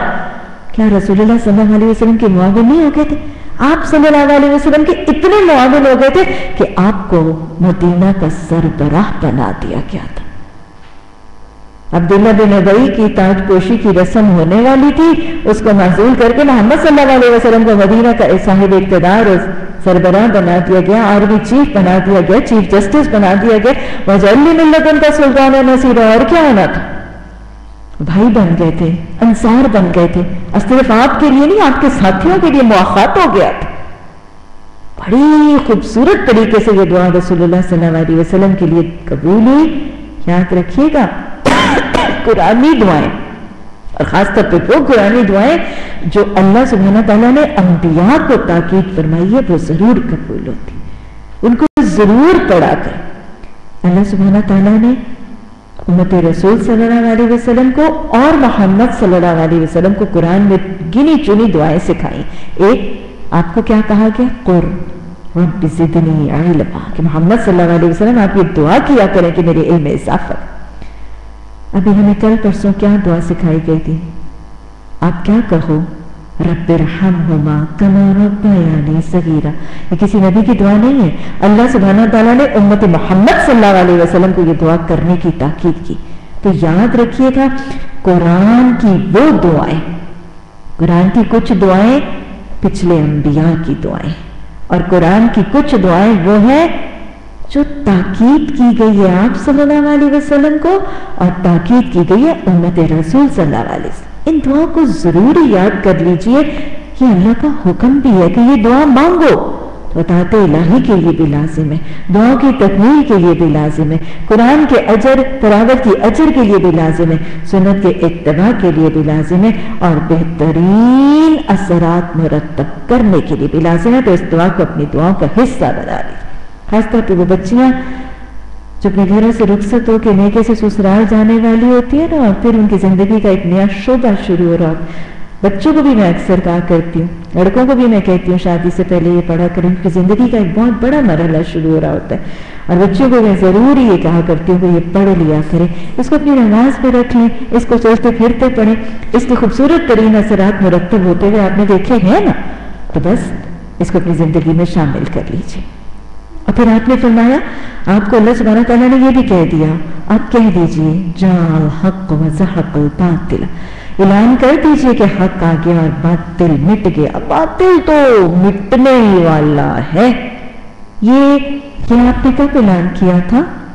فتح مکہ کے وقت، جب آپ صلی اللہ علیہ وسلم کے حکم سے بت توڑے جا رہے تھے، بتوں کو ڈھایا جا رہا تھا، خانہ کعبہ کے اندر کی تصویریں جو ہیں ان کو بھی نکالا جا رہا تھا، تو اس وقت آپ صلی اللہ علیہ وسلم فرما رہے تھے جاء الحق وزهق الباطل، کہ حق آ گیا، حق غالب ہو گیا اور باطل چلا گیا۔ ہم اس قرآن کے سلسلہ تنزیل میں وہ کچھ نازل کر رہے ہیں جو ماننے والوں کے لیے تو شفا اور رحمت ہے، مگر ظالموں کے لیے خسارے کے سوا کسی چیز میں اور اضافہ نہیں کرتا۔ یہ کیا کہا جا رہا ہے؟ قرآن کی آیات کو کہا جا رہا ہے کہ وہ شفا ہے اور رحمت ہے۔ قرآن کی آیات شفا ہے، اس میں کوئی شک کی بات، شفاء للناس ہے، سب لوگوں کے لیے شفا ہے، اور رحمت بھی ہے، لیکن کن لوگوں کے لیے؟ سب لوگوں کے لیے شفا، اور سب لوگوں کے لیے باعث رحمت نہیں ہے۔ کن لوگوں کے لیے؟ للمؤمنین، جو لوگ ان پر ایمان لاتے۔ قرآن کی آیات سے رحمت، قرآن کی آیات کے پڑھنے سے شفا۔ آپ کو پتہ ہے نا کہ قرآن کی آیات شفا کے لیے بھی پڑھی تھی، دم، درود، شفا کے لیے پڑھنا، سورہ شفا، سورہ رقیہ، سورہ بقرہ کے لیے، اور بھی بہت سی آیات کے لیے آتا ہے، یہ شفا کا باعث ہے۔ لیکن ان سے شفا کن کو ملے گی؟ سب کو؟ جادو سے، ٹونے سے، حسد سے، نظر سے، بیماریوں سے، دردوں سے، بہت سی چیزوں سے شفا ہے ان میں، لیکن کن کو ملے گی؟ سب کو نہیں ملے گی، ان لوگوں کو ملے گی جو ان پر ایمان رکھتے ہیں۔ قرآن کی آیات، قرآن پڑھ کے دم یا قرآن کی آیات سے شفا پانے کے لیے شفا صرف ان کو ملتی ہے جو اس پر ایمان لاتے، جو مانتے ہیں کہ یہ اللہ کا کلام ہے، اور جن کے دلوں میں ان آیات کو، جن کو وہ شفا کے لیے پڑھ رہے ہوتے ہیں نا، پختہ یقین اور کامل ایمان ہوتا ہے کہ اس سے مجھے شفا ہوگی۔ دعویٰ ڈول ہو کر پڑھنے والے वो फलां ने बताया है, अच्छा चलो पढ़ देखती हूँ, हो गई तो हो गई, ना हो गई तो ना, ऐसे शिफा नहीं मिला करती। देखें ऐसे लोगों के लिए क्या होता है, पढ़े वला यज़ीदु ज़ालिमीना इल्ला खसारा। अगर कुरान की आयात को शिफा के लिए पढ़ना है तो शिफा कुरान की आयात से उन लोगों को मिला करती है जिनको पुख्ता यकीन है कि इससे मुझे शिफा मिलेगी। अगर डामाडोल हो के मुज़ब्ज़िबीन बैन, अच्छा मैं गोली भी तो खा रही हूँ, दवाई भी तो खा रही हूँ, ये भी करके देख लूंगी, पता नहीं होना नहीं होना, कह तो रही थी, वैसे कैसे हो सकता है कि इसके साथ इस तरह जब पढ़ी जाएगी ना, फिर वो शिफा नहीं देगी बल्कि उल्टा क्या करेंगी, खसारे का बायस बन जाएंगी। आपने बस औकात सुना देखा भी होगा, और मैंने खुद भी कई दफा तजुर्बा किया है। बहुत से लोग किसी बीमारी में आते हैं और कुछ कहते हैं कि जी इसमें मुझे पढ़ने के लिए कुछ बताएं, या जादू के लिए, टोने के लिए, नजर के लिए, बहुत सी चीजों की मुश्किलात के लिए लोग पढ़ने को कुछ कहते हैं। उनको पढ़ने के लिए कुरान की आयत तजवीज़ दे दी जाती है, और फिर बाद में आके कुछ दिनों के बाद मैं तो पढ़ती रही, मुझे तो कोई फर्क नहीं पड़ा, उल्टा मसला बढ़ गया, इल्ला खसारा। याद रखिएगा, कुरान की आयत से जो शिफा के लिए पढ़ेगा और यकीन से नहीं पढ़ेगा, वो उसकी शिफा नहीं, उसके नुकसान में इजाफे का बायस बन जाता। एक तो वैसे भी ईमान की कमी की वजह से गुनाह का खसारा, और दूसरा बसा औकात उस बीमारी के बढ़ जाने, उस तकलीफ के बढ़ जाने का मामला भी होता है। ये मैंने बहुत दफा सुना है। आपने बताया तो था पढ़ने के लिए, लेकिन मेरी तो तकलीफ वैसे की वैसे बल्कि उल्टी बढ़ गई। क्यों? क्योंकि पढ़ते हुए ईमान की कमी थी। ईमान की कमी से कुरान की आयत को शिफा के लिए पढ़ेंगे तो सिर्फ बीमारी वही नहीं बल्कि मुमकिन है कि वो बढ़ जाए। तो जिसको तजवीज़ दिया करें उसको बताया करें, इसको ईमान से पढ़ना, इसको शक से न पढ़ना, कहीं ऐसा ना हो कि तुम्हारे खसारे में इजाफे का बायस बन जाए। इंसान का हाल यह है कि जब हम उसको नियमत अदा करते हैं तो वो ईंटता है, पीठ मोड़ लेता है, जब जरा सी मुसीबत से दो चार होता है तो मायूस होने लगता है। नबी सल्लल्लाहु अलैहि वसल्लम इनसे कह दो, हर एक अपने अपने तरीके पर अमल कर रहा है, अभी तुम्हारा रब ही ज्यादा जानता है कि कौन सीधी राह पर है। अल्लाहुम्मा इहदिना सिरातल मुस्तकीम। ये लोग तुमसे रूह के बारे में पूछते हैं। रूह यसअलूनका अनिर रूही, रूह के बारे में पूछते हैं। याद रखिएगा, जैसे आयत का लफ्ज कुरान में आता है और उसके 3 मानी होते हैं, जहां रूह का लफ्ज कुरान में आता है उसके भी 3 मानी आते हैं। और मौका और महल आयत की उसके हवाले से कभी तीनों ही मतलब फिट इन हो जाते हैं, और कभी एक और कभी 2 मानी उस तफसीर में शामिल किए जाते हैं। रूह से मुराद एक तो रूहुल अमी, हज़रत जिब्रील अमी। रूह से मुराद पहली बात रूहुल अमी या जिब्रील अमी। दूसरा मतलब रूह से वही, अल्लाह की वही के लिए भी कुरान में कुछ जगहों में रूह के अल्फाज इस्तेमाल हुए हैं। कुरान में आता है, अल्लाह सुब्हानहू व तआला फरमाते हैं, वकज़ालिका औहैना इलैका रूहम मिन अमरिना। इसी तरह हमने अपने मामलात में से एक रूह उसकी तरफ वही की। वो क्या है जी? वही इलाही। तो वही का दूसरा मतलब, रूह का दूसरा मतलब वही इलाही है, क्योंकि वो भी तो इंसान के ईमान हदायत की बुनियादी रूह रवा है ना। वही इलाही भी तुम्हारी जिंदगी के अमल और हमारी जिंदगी की हदायत के लिए रूह रवा बन जाती। और फिर तीसरा मतलब रूह से इंसान के जिस्म की रूह। आपको पता है इस रूह के 2 हिस्से हैं, हैवानी और नफसानी रूह। तो लिहाजा इंसान के जिस्म की रूह, वो जिसकी वजह से इंसान जिंदा है, वो रूह जब तक हमारे जिस्म में, हमारे खुलियों में इंसान और हयात चीजों की रूह मौजूद है, तब तक वो जिंदा और हयात होते हैं। खुलियों के साथ, सेलों के साथ, पट्टों के अंदर गुंडी हुई है तो तब तक वो जिंदा है, और जब ये रूह निकल जाती है तो यही फर्क जिंदा और मुर्दा में है। तो लिहाजा सवाल किया जा रहा है कि वो आपसे रूह के बारे में पूछते हैं, कहो ये रूह मेरे रब के हुक्म से आती है, मगर तुम लोगों ने इल्म से कम ही बहरा पाया। यानी तुम्हें तो रूह की हकीकत बताई जा रही है, वैसे तुम्हें इसके बारे में ज्यादा पता नहीं, और जितना पढ़ा भी जाए उसे तुम फायदा नहीं उठाते हो। یہ جو آیت بتائی جا رہی ہے کہ یہ روح میرے حکم سے میرے رب کے حکم سے آتی ہے، اس میں تینوں ہی معانی فٹنگ کر کے تفسیر وضع کی جاتی ہے۔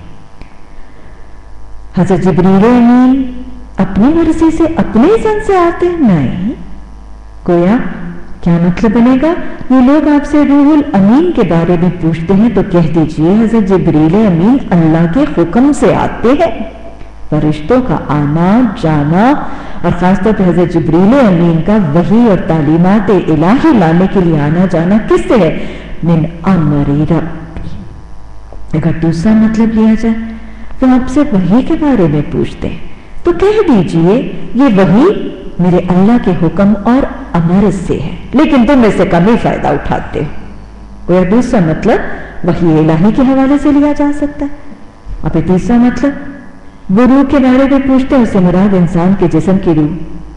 انسان کے جسم کی روح کیا انسان یا اس کے والدین کی مرضی سے آتی جاتی ہے؟ کیا والدین کی خواہش ہوتی ہے کہ میرے بچے کے جسم میں رحم مادر کے اندر روح پھونک دی جائے تو پھر روح پھونکی جاتی ہے؟ یا اولادوں کا دل ہوتا ہے آج میری ماں کی روح قبض نہ کی جائے تو پھر قبض نہیں ہوتی؟ نہیں، روح کا آنا اور روح کا جانا، روح کا جسم میں داخل ہونا، روح کا جسم میں پھونکے جانا، روح کے ایک حصے کا نکلنا، روح کے دوسرے حصے کا واپس آ جانا، سونا جاگنا، زندگی حیات موت، یہ سب روح کے ٹکنے یا آنے جانے کا مطلب کس سے ہوتا ہے؟ اللہ کے حکم سے۔ جب رحم مادر میں حمل ٹھہرتا ہے تو اللہ کے حکم سے ایک فرشتہ اس بچے کے جسم میں روح پھونکتا ہے۔ اسی طرح جب انسان سو جاتا ہے تو حضرت علی نے کیا فرمایا تھا؟ تو میرا اللہ سبحانہ تعالیٰ ہماری روحیں بھیج دے تو ہم بھی تہجد کی نماز کے لیے اٹھ جائیں۔ تو لہٰذا یہ اللہ کے حکم سے روح نکلتی بھی ہے، روح واپس بھی آتی ہے۔ اور پھر جب روح موت کے وقت نکلتی ہے تو وہ بھی کیا کسی فرشتے کی مرضی یا اذن سے تو نہیں؟ کیا ہے؟ کل نفس ذائقۃ الموت کب ہوتا ہے؟ وَإِذْ جَاءَتْ أَحَدَكُمُ الْمَوْتُ تَوَفَّتْهُ رُسُلُنَا وَهُمْ لَا يُفَرِّطُونَ۔ یہ کس کے عمل سے ہوتا ہے؟ اللہ کے حکم سے۔ تو انسان کے جسم کی روح کا آنا جانا، وحی کا آنا جانا اور روح الامین کا آنا جانا، یہ سب اللہ کے حکم سے ہے۔ اے محمد صلی اللہ علیہ وسلم، ہم چاہیں تو وہ سب کچھ آپ سے چھین لیں جو ہم نے وحی کے ذریعے آپ کو عطا کیا، پھر آپ ہمارے مقابلے میں کوئی حمایتی نہیں پائیں گے جو اسے واپس دلا سکے۔ آپ بشر ہیں، آپ بشر ہیں اور طاقت قدرت اقتدار صلاحیت سب مالک الملک واحد القہار قہار اور جبار رب کے ہاتھ میں۔ یہ تو جو کچھ تمہیں ملا ہے تمہارے رب کی رحمت سے ملا ہے۔ اللہ کی رحمت کے علاوہ کسی کو کچھ نہیں مل سکتا۔ یہاں تک کہ رسول اللہ صلی اللہ علیہ وسلم بھی ہر چیز کی اور ہر نعمت اور انعام کے لیے رحمت الہی کے محتاج ہیں۔ تمہارے رب کی رحمت سے ملا ہے۔ حقیقت یہ ہے کہ اس کا فضل تم پر بہت بڑا ہے۔ کہہ دو کہ اگر انسان اور جن سب کے سب مل کر اس قرآن جیسی کوئی چیز لانے کی کوشش کریں گے تو نہیں لا سکیں گے، چاہے وہ سب ایک دوسرے کے مددگار ہی کیوں نہ بن جائیں۔ ہم نے اس قرآن میں لوگوں کو طرح طرح سے سمجھایا مگر اکثر لوگ انکار ہی پر جمے رہے اور انہوں نے کہا ہم تیری بات نہیں مانیں گے جب تک کہ تو ہمارے لیے زمین کو پھاڑ کر ایک چشمہ نہ جاری کر۔ یہ وہ اعتراضات ہیں نا جو رسول اللہ صلی اللہ علیہ وسلم پر لگاتے تھے۔ آپ کو پتہ ہے ابھی تو مالدار کیوں نہیں ہے، آپ کے پاس خزانہ کیوں نہیں ہے، آپ کے پاس سونے چاندی کیوں نہیں ہے، آپ کسی بستی کے سردار کیوں نہیں ہے، آپ کے ساتھ کوئی فرشتہ کیوں نہیں اترا؟ تو ان کا جواب دیا جا رہا ہے۔ ایک ایسی باتیں کرتے ہیں، کہتے ہیں کہ ہم آپ کی باتیں تب نہیں مانیں گے جب تک آپ زمین کو پھاڑ کر چشمہ نہ جاری کر دیں۔ یہ سب کس کس نے کیا تھا؟ پچھلے انبیاء نے کیا تھا نا۔ کب؟ إذ استسقى موسى لقومه فقلنا اضرب بعصاك الحجر فانفجرت منه 12 عينا قد علم كل أناس مشربهم۔ وہ تو ہوا تھا، پھر بھی نہیں مانتے تھے، ہے نا۔ یہ کہتے ہیں جیسے زمین کو پھاڑ کر چشمہ جاری کرو گے تب تک نہیں مانے، یا تیرے لیے کھجوروں اور انگوروں کا ایک باغ پیدا ہو جائے تو اس میں نہریں رواں کر دے، یا تو آسمان کے ٹکڑے ٹکڑے کر کے ہمارے اوپر گرا دے جیسے تیرا دعویٰ ہے، یا خدا اور اس کے فرشتوں کو روح در روح ہمارے سامنے لے آ، یا تیرے لیے سونے کا ایک گھر بن جائے، یا تو آسمان پر چڑھ جائے۔ یعنی یہ معجزات اور اس قسم کی باتوں کی سپر نیچرل باتوں، محمد صلی اللہ علیہ وسلم آپ یہ کریں گے تو پھر ہم مانیں گے، آپ یہ کریں گے۔ اور پھر تو اتنے دیدہ دلیر ہو گئے، انہوں نے یہاں تک کہا کہ آپ سیڑھی لگا کر آسمان پہ چڑھیں گے نا، اور ہم آپ کو اللہ کے پاس جاتے ہوئے دیکھیں گے نا، یہ کب کہا جا رہا ہے؟ شب معراج کے بعد. حالانکہ اس معراج کے سفر میں حقیقتاً آپ کو سیڑھی لے جا کر لگا کر آسمان کے دروازے کھلوا کر جنت و جہنم کا مشاہدہ کروایا گیا تھا، اور آپ نے بتایا تھا کہ میں سیڑھی لگا کر آسمان کے عروج کے زینے طے کر کے سب کچھ آؤں گا. لیکن اس کے بعد وہی ضد کہ نہیں، ہماری آنکھوں کے سامنے سیڑھی لگے، آنکھوں کے سامنے آپ چڑھیں تو پھر ہم مانیں گے. اور پھر کیا کہا؟ نہیں، تیرے چڑھنے کا بھی ہم یقین نہیں کریں گے، کیونکہ واقعی شب معراج کا تو یقین نہیں کر رہے تھے. کیونکہ ان کو کیوں شک پڑا؟ انہوں نے کہا کہ ہم محمد صلی اللہ علیہ وسلم کو یہ کہہ رہے ہیں اب سیڑھی لگا کے اوپر چڑھیں گے، اوپر سے کتاب لے کے آئیں گے، پھر ہم مانیں گے. پھر انہیں فوراً خیال آیا یہ تو خود کہہ رہے ہیں میں چڑھ کے آیا ہوں. ان کو پتا تھا کہ آپ صادق ہیں، ان کو دل سے پتا تھا کہ اگر آپ کہہ رہے ہیں کہ میں سیڑھی پر چڑھ کے آیا ہوں، تو اگر انہوں نے مکہ کی بستی میں ہمیں سیڑھی لگا کے چڑھا کے دکھا دیا تو پھر کیا کریں گے؟ پھر ماننا پڑے گا. انہوں نے اگلا شرط لگا دی کہ نہیں، تیرے چڑھنے کا بھی ہم یقین نہیں کریں گے جب تک تو ہمارے اوپر ایک ایسی تحریر نہ اتار آئے جسے ہم پڑھیں. اے محمد صلی اللہ علیہ وسلم، ان سے کہو پاک ہے میرا پرور، یہ جو تم خرافات کر رہے ہو میرا رب اس قسم کے موضوعات نہیں دے گا. پاک ہے میرا پروردگار، کیا میں ایک پیغام لانے والے انسان کے سوا کچھ اور ہوں؟ گویا آپ کون ہیں؟ انسان بھی ہے اور پیغامبر بھی ہے. لوگوں کے سامنے جب کبھی ہدایت آئی تو اس پر ایمان لانے سے ان کو کسی چیز نے نہیں روکا مگر ان کے اس سے قول نے کہ اللہ نے کسی کو بشر کو پیغمبر.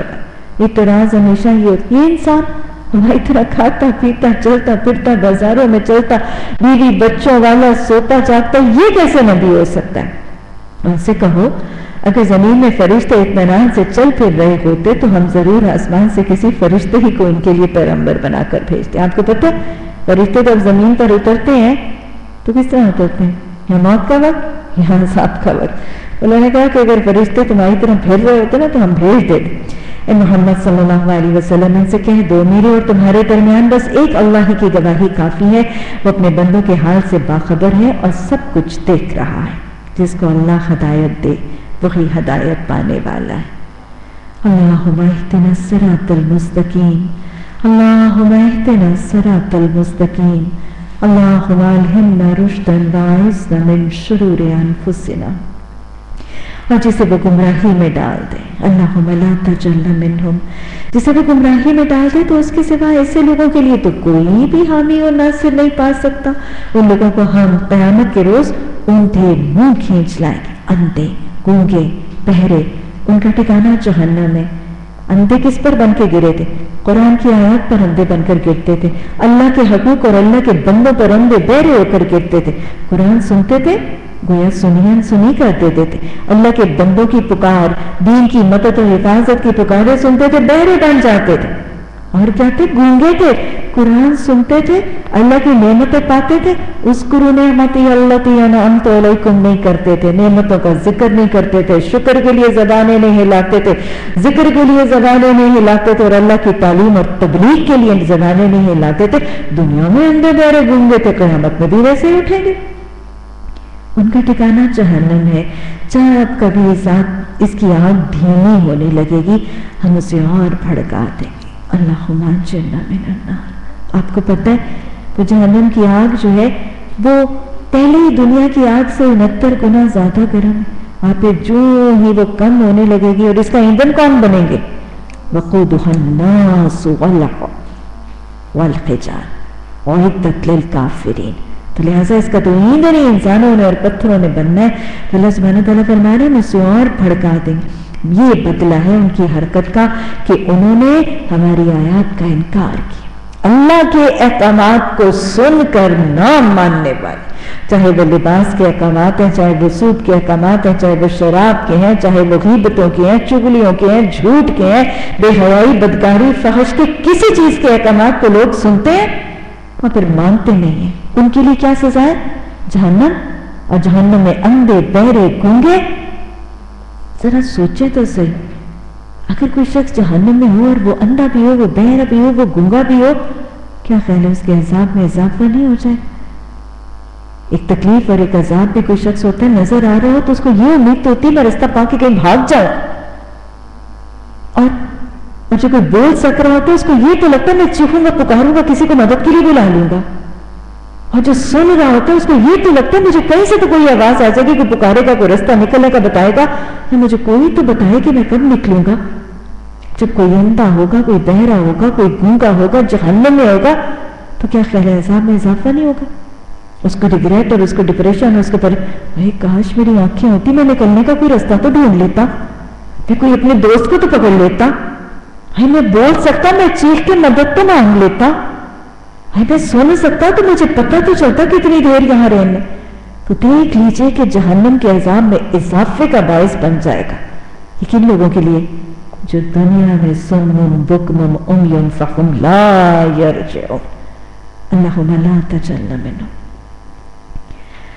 اچھا جی, یہ آیات کا انکار کرنے میں سب سے بڑا انکار کیا کرتے ہیں؟ کیوں جب ہم صرف ہڈیاں اور خاک ہو کے رہ جائیں گے تو پھر ہمیں نئے سرے سے اٹھایا جائے. بیسیکلی ضدی اور ڈھیٹ ہے. ابھی پچھلے ہی رکوعات سے پہلے پورا مکالمہ نہیں گزرا, ہم اٹھائے جائیں گے. ہاں بھائی اٹھائے جاؤ گے, تم پتھر بھی ہو جاؤ گے تو اٹھائے جاؤ. کون اٹھائے گا؟ جس نے پہلی دفعہ پیدا کیا. کب ہوگا؟ قریب ہی آ گیا. پورا مباحثہ ہوا نہیں تھا, پورا مکالمہ ہوا نہیں تھا, بس پھر ویسے کہ ویسے. کیا ان کو یہ نہ سوچا کہ جس خدا نے زمین اور آسمان کو پیدا کیا کہ ان جیسے وہ پیدا کرنے کی ضرور قدرت رکھتا ہے, اس نے ان کے حشر کے لیے ایک وقت مقرر کر رکھا ہے جس کا آنا یقینی ہے, مگر ظالموں کو اصرار ہے کہ وہ اس کا انکار ہی کریں. اے محمد صلی اللہ علیہ وسلم ان سے کہو, اگر میرے رب کے رحمت کے خزانے تمہارے قبضے میں ہوتے, اگر اللہ کی ساری چیزوں کے نعمتوں کے خزانے مجھے بتائیں انسانوں کے ہاتھوں میں ہوتی تو کیا ہوتا؟ انسان کو اللہ جتنا کو مال دے دیتا ہے وہ تو کسی کو دے کے راضی نہیں ہوتا. اس کو جمع کر کر کے گن کے اب لاکھ ہو گیا, اب 1.25 لاکھ ہو گیا, اب 2 ہو گیا, میں کروڑ پتی ہو گیا ہوں, میں پتہ نہیں کیا کیا لاکھ پتی ہو گیا ہوں, ارب پتی ہو گیا ہوں, کھرب پتی ہو گیا ہوں, اسی کے اور میں کھرب پتی ہو گیا ہوں, میں نے اپنے پوتوں کو کھرب پتی بنانا ہے نا. ایسے ہی ہوتا ہے نا انسان. وہ جو حدیث میں آتا ہے کہ اگر ابن آدم کے پاس 2 وادیاں بھی سونے کی ہوں تو وہ چاہے گا کہ تیسری ہو. ایک مال اللہ نے انسان کو دیا تو اس میں وہ کتنا بخل ہرس ہر وقت تما کرتا ہے, اپنے بچوں کو نہیں دیتا, اپنی اولادوں, اپنی بیویوں, اپنے بہنوں, اپنے ماں باپ تک کو دینے سے وہ حریص ہو جاتا ہے. اگر اللہ نے دنیا کی ہوا, دنیا کی پانی, یہ چیزیں انسانوں کے ہاتھوں میں دے دی ہوتی تو مجھے بتائیں کیا ہوتا, کیا حال ہوتا. وہی چیز اللہ سبحانہ تعالیٰ فرما رہے ہیں کہ اگر میری رب کی رحمت کے خزانے تمہارے قبضے میں ہوتے ہیں تو تم خرچ ہو جانے کے اندیشے سے ضرور ان کو روک لیتے. واقعی انسان بڑا تنگ دل, واقعہ قطورا, بڑا تنگ دل. اللہ ہمیں دلوں کی تنگی سے بچا دے. اللہ شرح صدر بھی عطا فرما. اللہ قرآن کے تعلق میں بھی شرح صدر کر, اور اللہ دلوں کی کشادگی, نگاہوں کی کشادگی, اللہ ذہنوں کی کشادگی, ہاتھوں کی کشادگیاں. اللہ تو واسع و علیم ہے. اللہ ہمیں بھی وسعت نگاہ عطا فرما, اللہ وسعت نظر عطا فرما, اللہ وسعت قلب عطا فرما. اللہ فراخی رزق اور فراخی ید ہم سب کے لیے آسان کر دے. ہم نے موسیٰ علیہ السلام کو تو نشانیاں عطا کی تھی جو صریح طور پر دکھائی دے رہی تھی. کون سی نشانیاں جی؟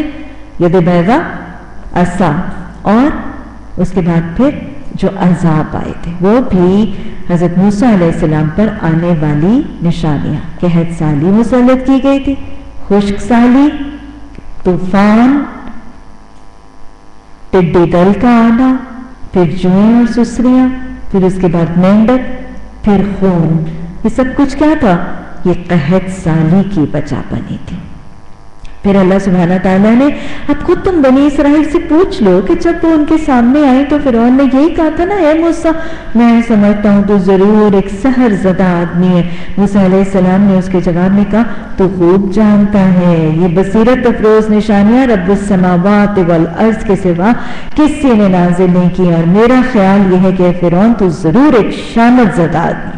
آخر کار فرعون نے ارادہ کیا کہ موسیٰ اور بنی اسرائیل کو زمین سے اکھاڑ پھینکیں. یاد رکھیے گا جب شروع دنیا سے لے کے آخری وقت تک جس دور میں اللہ کی دین کی نفاذ, اللہ کی حاکمیت کو زمین پر قائم کرنے کی دعوت جس دور میں بھی جس شخص نے دی ہے, اس دور کے فرعون, اس دور کے مشرک ایسی دعوت دینے والوں کو ہمیشہ زمین سے بے دخل کرنے اور اکھاڑ پھینکنے کی کوشش کرتے ہی رہے. یہ ہر دور میں ہو. جو جب جہاں لوگوں نے قرآن کے نفاذ اور اطاعت الہی کی طرح مائل کرنے کی سرگرمیاں کی ہیں، اللہ سبحانہ تعالیٰ کے دین کے نفاذ کی کوششیں جب لوگ کرتے ہیں تو باقی بستیوں کے لوگ ان کو اکھاڑ پھینکنے کی طرف ہمیشہ سے مائل. یہ طریقہ رہا ہے قوموں کا. انہوں نے اکھاڑ پھینکنے کی کوشش کی ہے. ایسے والوں کے لیے اللہ کی مدد کیسے آتی؟ مگر ہم نے اس کو اور اس کے ساتھیوں کو اٹھا کر غرق کر دیا اور اس کے بعد بنی اسرائیل سے کہا اب تم زمین میں بسو.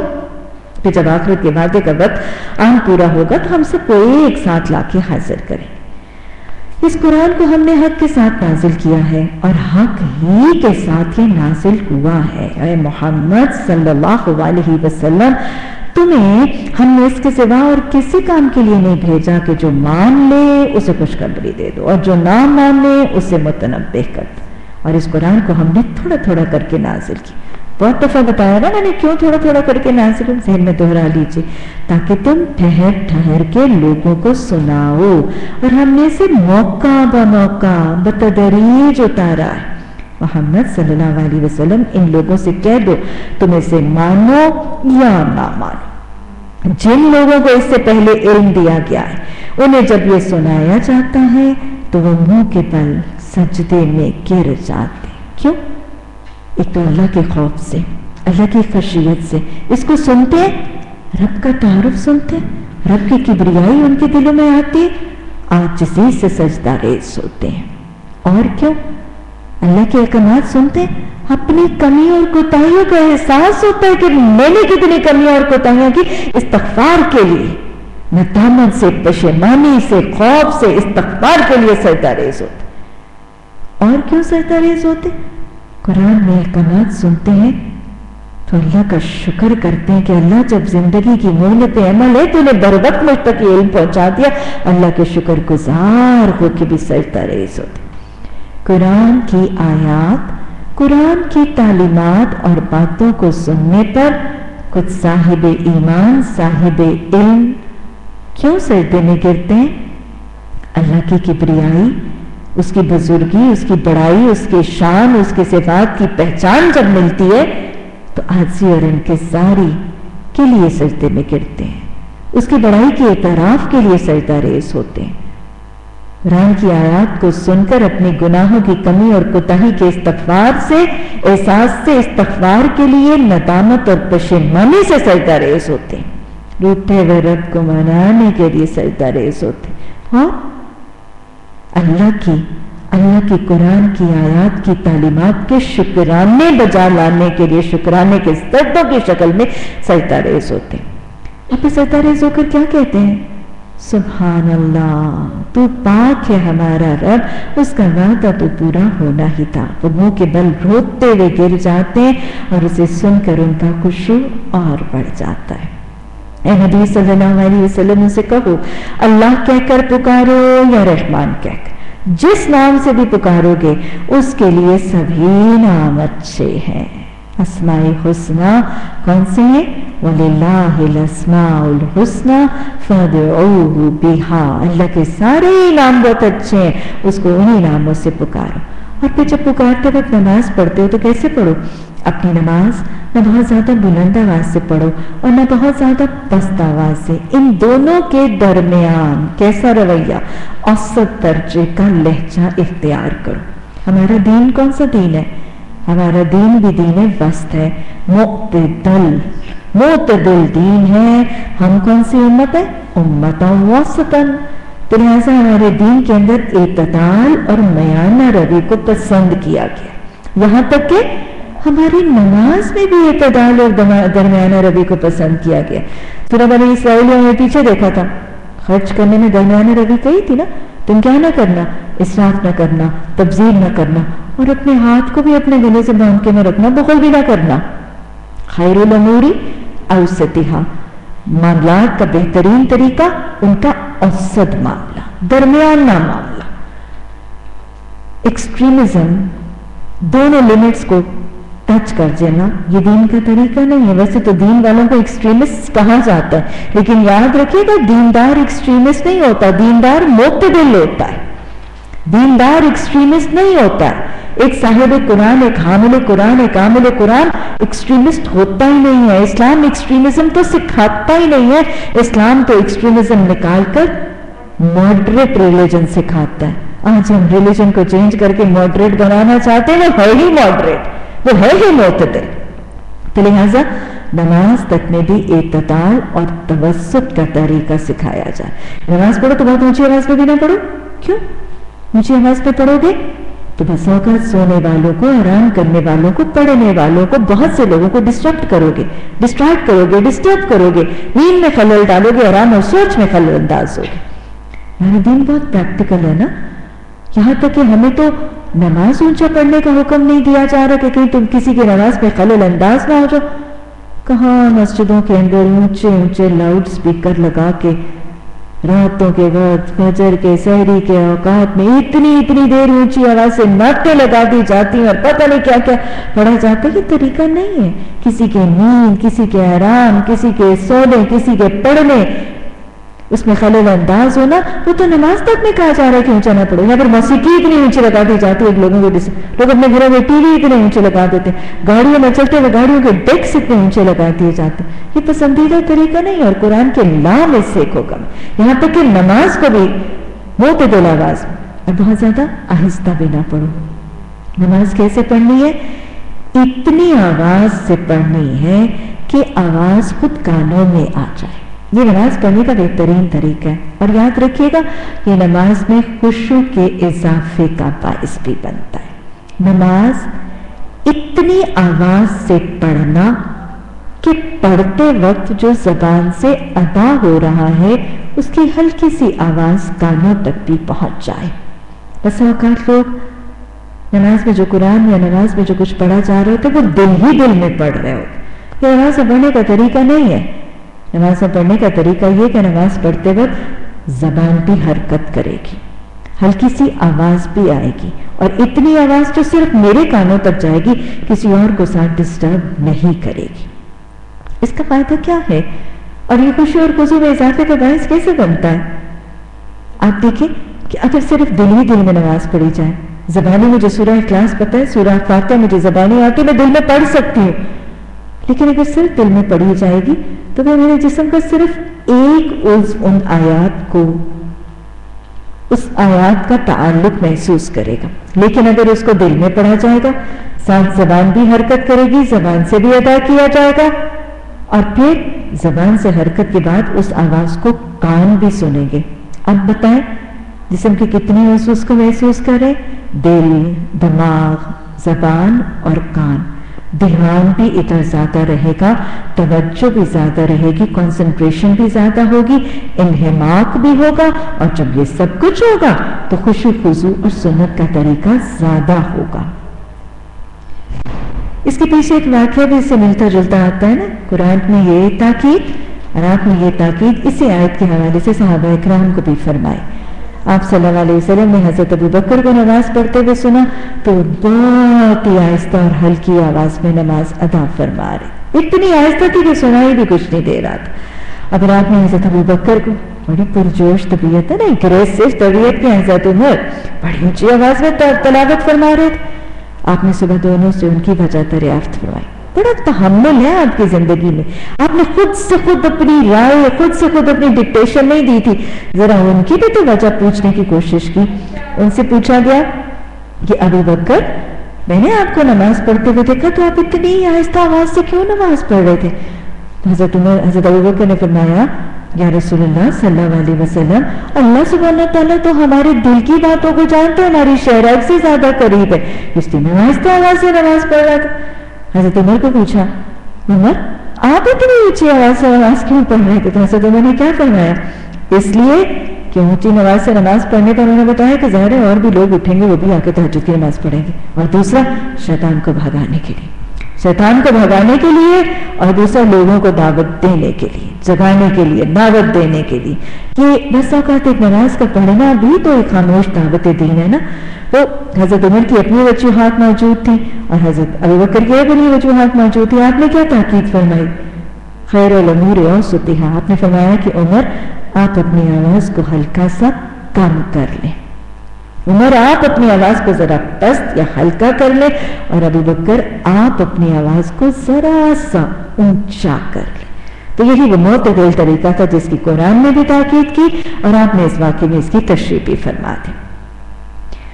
کہو تعریف اس خدا کی ہے جس نے نہ کسی کو بیٹا بنایا، نہ کوئی بادشاہی میں اس کا شریک ہے، اور نہ وہ عاجز ہے کہ کوئی اس کا پشتیبان ہو، اور اس کی بڑائی بیان کرو. کمال درجے کی بڑائی. ایک دین کی دعوت دینے والے کو دائی، مبلغ، معلمہ اور قرآن کا طالب علم، اسے کیا کرنا ہے؟ اس کو لوگوں میں اپنی بڑائی اور اپنی شہرت کے ڈنکے بجانے کی کوشش نہیں کرنی ہے. دین کے دائی کو اپنی بڑائیاں نہیں بیان کرنی ہے یا اپنی بڑائی لوگوں کے دلوں میں بٹھانے کی کوشش نہیں کرنی ہے. دین کا دائی، دین کا مبلغ اللہ کی بڑائی لوگوں کے دلوں میں ڈالتا ہے، اللہ کی کبریائی کی پہچان کراتا ہے. پھر اس کے بعد کیسی بڑائی؟ کبر ہو تکبیرہ، کمال درجے کی بڑائی. اور پھر صرف یہ نہیں کرتا کہ لوگوں کے دلوں میں اس کی بڑائی ڈالتا ہے، خود بھی اپنے دل میں اس کی بڑائی کا اعتراف کرتا، اپنی زبان سے اس کی بڑائی کا اعتراف. میرے اور آپ کے لیے پیغام ہے، کیا کرو؟ اپنی زبانوں سے اللہ کی بڑائی کا اعتراف کرو، اپنے سجدے، اپنی نمازوں، اپنی عاجزی اور انکساری اور اپنے کثرت سجود سے اس کی بڑائی کا اعلان کرو. اپنے دل میں اس کی بڑائی کی کیفیت جو ہے اس کا القا کرو اور پھر اسی بڑائی کا تعارف لوگوں تک کراؤ. اللہ سبحانہ تعالی ہمیں اپنی پہچان عطا فرما، اللہ اپنی محبت عطا فرما، اللہ تقوی عطا فرما، اللہ زہد، قناعت اور توکل کے زیورات سے بھی آراستہ فرما دے. اللہ ہماری فکر کو فکر آخرت ہماری غالب فکر بنا دے. حب دنیا دلوں سے نکال کر حب الہی کا بہترین انعام ہم سب کو عطا فرما دے. ربنا لا تزغ قلوبنا بعد إذ هديتنا وهب لنا من لدنك رحمة إنك أنت الوهاب. سبحانك اللهم وبحمدك نشهد أن لا إله إلا أنت نستغفرك ونتوب إليك. سبحان ربك رب العزة عما يصفون وسلام على المرسلين والحمد لله رب العالمين. آمين ثم آمين.